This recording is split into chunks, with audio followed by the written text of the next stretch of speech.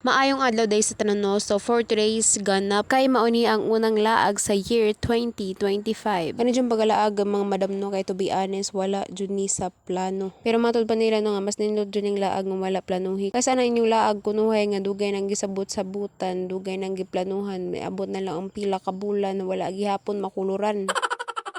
Okay, balik tas video no. Alauna pa lang kapin sa udto ni balik na mi og simbahan kay nanimba man mi ganina karon balik na sad mi. So pag-abot na mo sa simbahan kay wa pa kaayo ita, wa pa sila mga bot. Mao naghuwat sa ilang minya. While naghuwat kay nung panahon na si Ate Joan nga dong agon tong saging nga sabang ato sa lamisa kay may nalang pangdungag sa among snack unya. Nya pagtak-ang na mo sa saging kitaud-taod na nga bot na sila, hapit na sila makumpleto. Nya ang problema ay kaning saging nga sabang nga dong agon kay murag dugay-dugay pa baya ni. So mao to, sila na pinaghuwat-huwat kung kanus maluto. Nya resulta alas 3 na may kape nakagikan nya layo para bato among laagan. Nya kay imbes hapon-hapon na may nakagikan ni samot pa jud may ugalangan kay daghan may gipanghapit-hapit nya adto pa may ugmandwa kay palit og soft drinks nya napon may gikuha nga kaubanan nya ni adto pa jud mahayag kay nagkuha og motor kay dili may masigo nya ni hapit pa jud may bikini kay nagpalit og pan na unsaon na lang. Pero sabto na lang ning kahimtanga kay ingani man jud ning laag nga wala sa plano. Actually wa jud may kabalo kung asa may paingon gabiyahe ra man dani nga wa may kaiba kung asa among destinasyon. Ang kuya ang nakabalo kung asa mi paingon. So mga to sa pila ka minutos namang binahe nakaabot na jud mi sa bukid nga among aduan. Makaingon sa tong layo-layo sa dinok kay pagkaugma sa kita sa kumpaa kay gipa maulan. Tuwa lagi kay laagan man.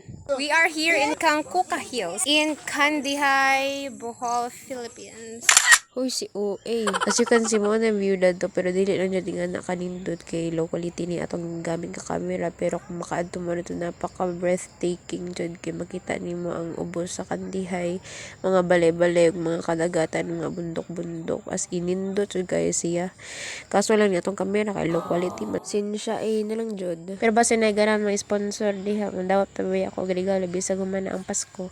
Pagawat na mo dadto kay na-picture sa miuna kay hapon naman yung magabian di na maklaro sa ang mga cellphone. Dana pang pahuway ba kay kapay ba pa di magbiyahe taglayo. Pero ang amo jong tumaugto yung ano ni anime diri kay diri na mo pagabuhaton ng among CE. So kanang CE kay ginabuhatan ng mga youth taga Domingo pero dili po taga Domingo mi maglaag no. Kay murag mahurot sa datong budget ana. Usahay kay adto mi sa simbahan, usahay sa Doldoora, usahay kay maabot po taglayo. So kaning CE di ay kay murag mao ni bali among weekly fellowship niya. Ang pagabuhatan ni kay mag-worship, prayers, niya is most especially kay maghisgot about sa pulong sa Ginoo. So nga mo dang gihisgutan ani kay about sa kinabuhi ni Joseph the Dreamer. Maybe some of you kay nakaila ni Joseph the Dreamer pero sa uban nga wala kaila si Joseph the Dreamer di ay kay mo nay anak ni Jacob and Rachel unya because of jealousy gitry siya patay sa imong igsoon but then na-change silang may ila na lang gibaligya sa mga Egyptians niya. Mao to niabot siya Egypt nahimo siyang alipin niya nakulong dahil sa kasalanan di naman talaga niyang ginawa. But then katong na siya sa prisuhan na discover ang iyang gift which is kamao siya mohubad sa mga damgo.